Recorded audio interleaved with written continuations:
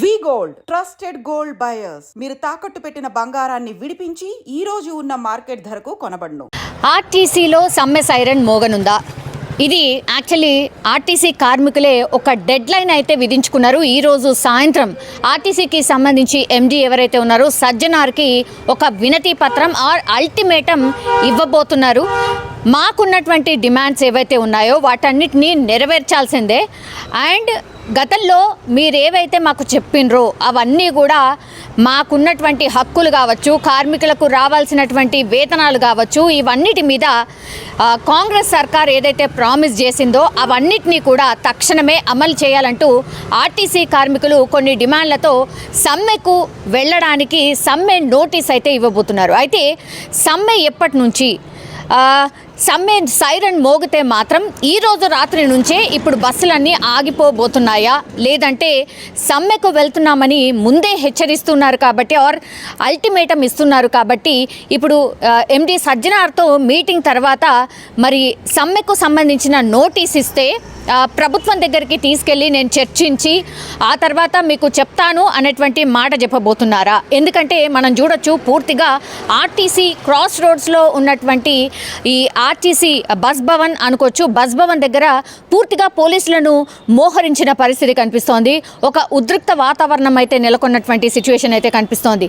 ఒకేసారి కార్మికులందరూ ఒకవేళ బస్ భవన్ దగ్గరికి చేరుకుంటే మరి ఎట్లాంటి సిచ్యువేషన్ ఉంటుంది? అసలు లోపలికి ఎంతమందిని ఎలో చేయబోతున్నారు?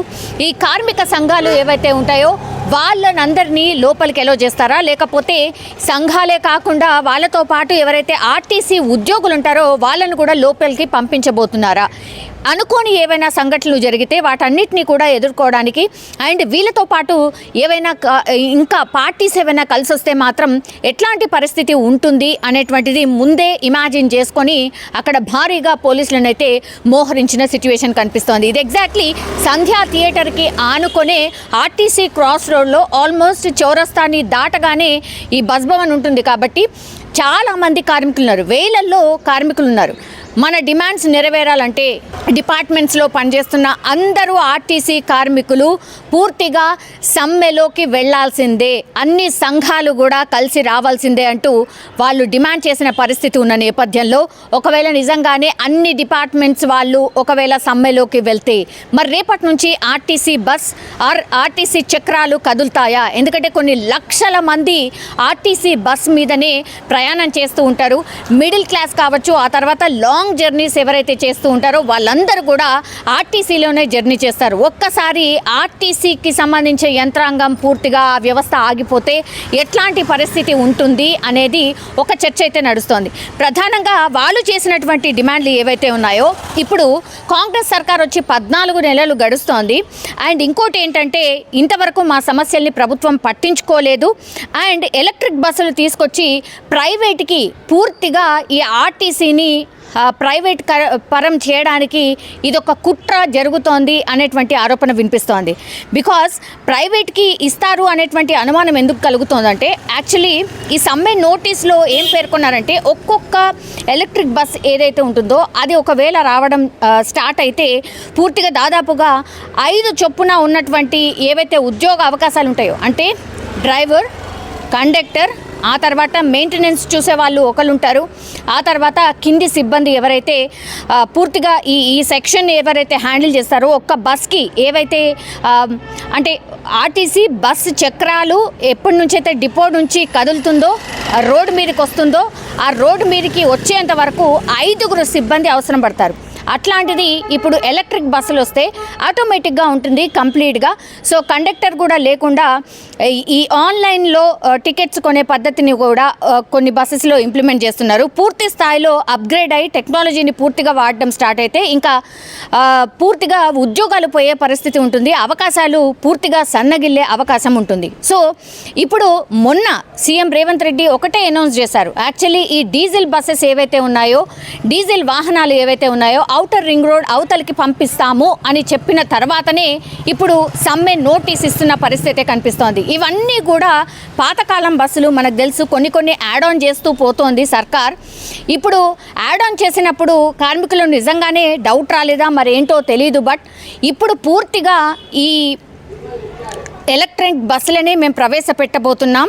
పూర్తిగా ఈ డీజిల్ బస్సెస్ ఏవైతే ఉన్నాయో ఔటర్ రింగ్ రోడ్డు అవతలకి పంపిస్తాము అని చెప్పిన తర్వాత మాత్రం ఇంకా మా ఉద్యోగాలకు ఎసరొచ్చింది అనే మాట మాత్రం కార్మికులు మాట్లాడుతున్న సిట్యుయేషన్ అయితే కనిపిస్తోంది.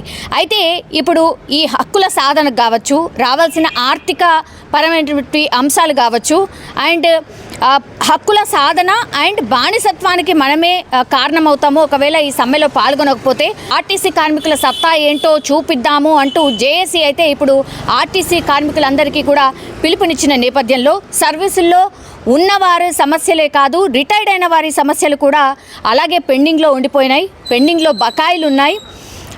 పే స్కేల్స్ కావచ్చు, సిసిఎస్ బకాయిలు కావచ్చు, డిఏ కావచ్చు, యూనియన్ల ఏర్పాటు కావచ్చు, ప్రభుత్వంలో విలీనంకి సంబంధించిన ప్రక్రియ కావచ్చు, ప్రభుత్వ ఉద్యోగులతో సమానంగా జీతాల సవరణ కావచ్చు, ఇవన్నీ కూడా ఇన్ని కుప్పలు తెప్పలుగా సమస్యలు అలాగే ఉన్నాయి. ఇప్పుడేమో మా గొంతు మీద ఆర్ మా ఉద్యోగుల మీద ఇప్పుడు ఆర్టీసీ ఎలక్ట్రిక్ బస్సులు అనేది తీసుకొస్తుంది. సో ఇవన్నీ పక్కకు పోయి ఇప్పుడు ఎలక్ట్రిక్ బస్సులు వస్తే మాత్రం మా ఉద్యోగాలకే ఎసరొస్తుంది. సో పూర్తిగా ప్రైవేటీకరణ వైపే ఇవన్నీ కూడా అడుగులు పడుతున్నాయంటూ ఆర్టీసీ కార్మికులు ఆరోపిస్తున్న పరిస్థితి. అండ్ సమ్మెకు పూర్తిగా సిద్ధమైన పరిస్థితి అయితే కనిపిస్తోంది. సాయంత్రం సజ్జనార్ని కలిసిన తర్వాత మరి ఆయన ఏమి హామీ ఇవ్వబోతున్నారు?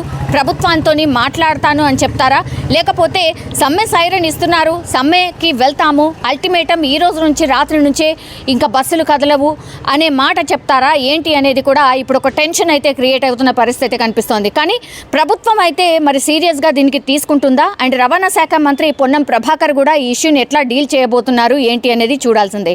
ఇప్పుడు మహిళలు చాలా పెద్ద ఎత్తున ఫ్రీ బస్ని ఉపయోగించుకుంటున్నారు కాబట్టి ఈ ఫ్రీ బస్కి సంబంధించి కూడా ఇప్పుడు క్వశ్చన్ మార్క్. ఫ్రీ బస్సులు ఇక మీదట ఉండకపోతేనే మాకు బాగుంటుంది, లేకపోతే ఫ్రీ బస్సు వల్ల న్యూసెన్స్ అవుతుంది అనేది కూడా కొంతమంది కార్మికులు మాట్లాడుతున్న పరిస్థితి కనిపిస్తోంది.